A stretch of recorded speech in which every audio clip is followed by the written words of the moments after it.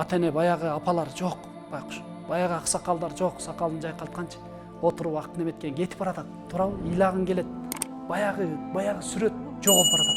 Мынтип жоолук салынып, көчө тиги дөбөлүгө киргенде бир эже аябай толкундантты да мени. Шыпырып аткан полжук тазалап аткан эже, саламатсызбы эже, кандайсыз?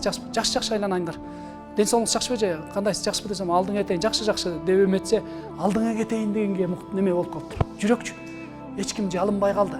Айланайын дебей калды балагачы. Не ошону эметсе карып кетчүдөй болупту элечи. Айланайын дегендечи, бала кетиң алайын. Каражаным чабайын дегендерди уже бизден эмне болуп баратат? Улуттук баалуулукта кетип баратат. Бул өтө улуттук баалуулук деп айта албайм. Бирок баары бир балага сүйүү бермейинче, балага мээрим бермейинче, баланычы мен мына башымдан өтүп атат мына. Бала кызды мээрим болмойнча эметиш кыйыныраак экен да.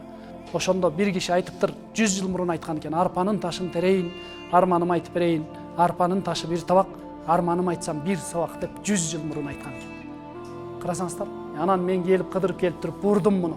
Буудайдын ташын терейин, бугумду айтып берейин, буудайдын ташы бир табак, бугумду айтсам 1000 сабак деп 1000 деген сабактар чыкты. Жылкы жөнүндө айтсаң бир сабак, кыргыздын ити жөнүндө айтсаң бир сабак, кызы жөнүндө айтсаң бир сабак, ата жөнүндө айтсаң бир сабак. Байкуш аталар бата бере албай атат, стакан истеп калып атат. Келгиле, эми аман эсен бололу деп, жаны балдар шылдыңдап атат бер жактагы жаштарчы, байкуш.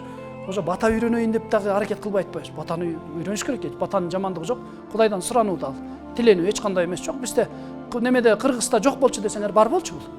Кээ бирлери дегеле мындай европейс болгусу келип, эми дин немеден сырткарыда деп мындай тургусу келет. Баары бир динге келебиз.